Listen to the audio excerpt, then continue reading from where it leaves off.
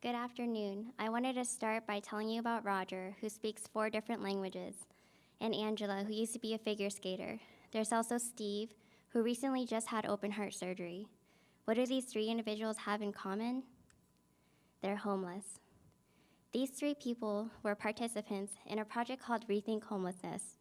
Rethink Homelessness aims to humanize homeless individuals and also show that homelessness can happen to anyone regardless of socioeconomic class, gender, age, or ethnicity. The truth is, we all live with our own biases and perceptions when we hear about groups of people based off of general stereotypes that we hear. But if we listen to those stereotypes, we lose our ability to see people for who they really are. Hi, my name is Valerie Noseng. My mentor is Dr. Natalie Grant, and this is Homeless Voices of Wichita.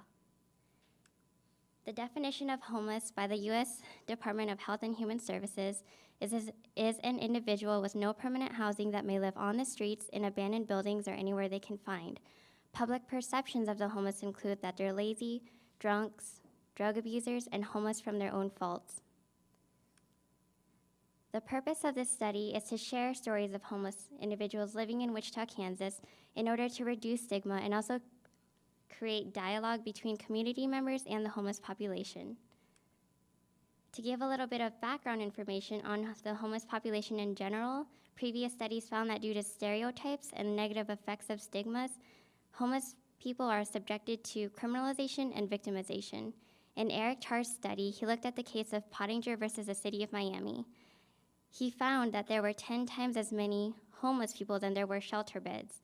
This led to some homeless people having to sleep and eat outside, which in turn, police arrested and gave citations out. And victimization also happens to the homeless population. In previous studies done, participants talked about how they were victimized. They experienced physical abuse, verbal abuse, harassment, and some even experienced urination, people urinating on them. Another theme found in previous research is a lack of resources available for mental health, which is really eye-opening because mental illness is one of the biggest problems that homeless people face. If we look at our own community, we hold an annual point-in-time count where homeless people can come to Century 2 to get counted and also receive services for the homeless. In 2016, they conducted a homeless point-in-time count, and they counted that there were 571 homeless people here in Wichita.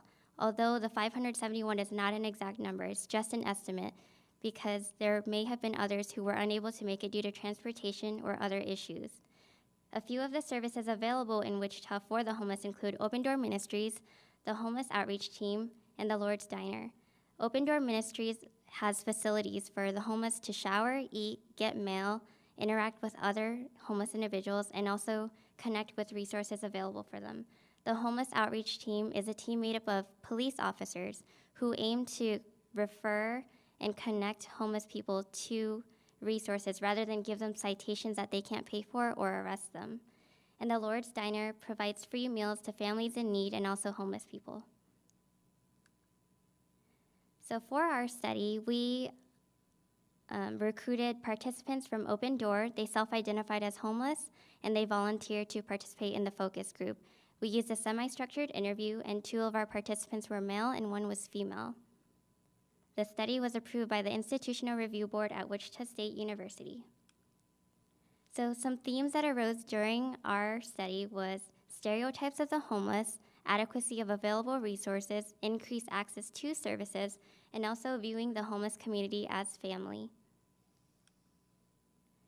So participants addressed stereotypes, and 1 participant said that people saw them as lazy, dirty, and drunks.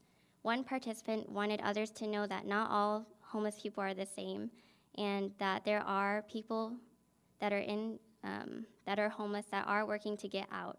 Another participant talked about how she didn't look homeless and was able to get a job because she didn't look homeless.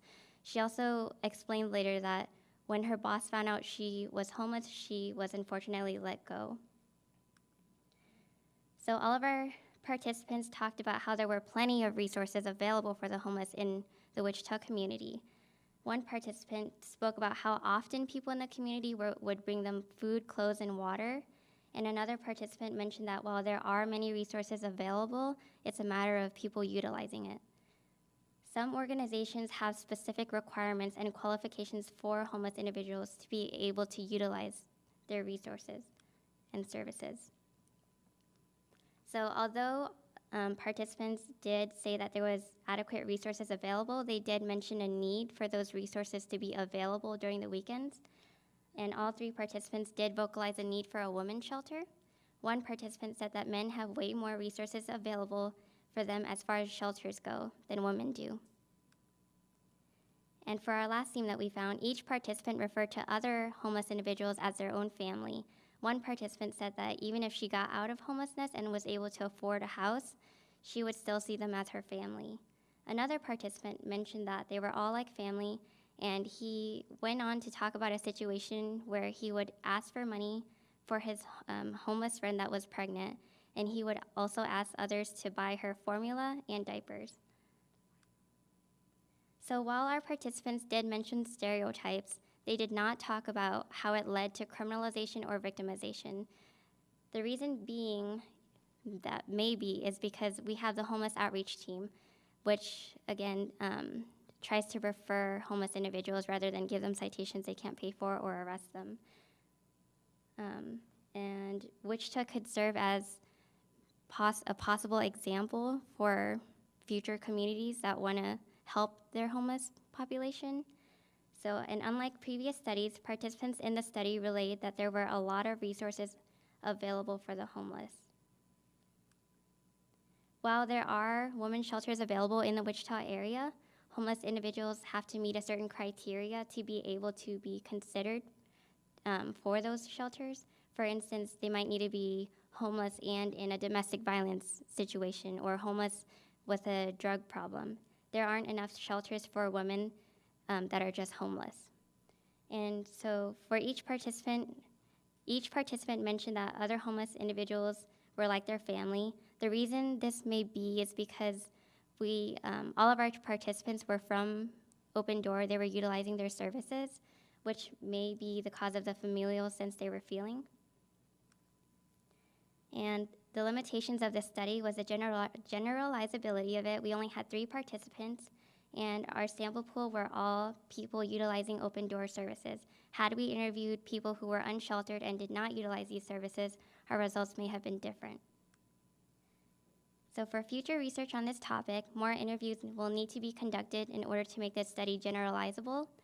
Another suggestion for future research is to focus on stigma and the effects of stigma rather than their own personal stories. And I'd like to end the presentation by sharing with you a few quotes from different participants in the interview. I miss my family. I miss my son. My family doesn't even know I'm homeless. The shelter has done me a lot of good. It's given me a chance to slow down. So I'd like you guys to leave remembering that everyone has their own story. Thank you.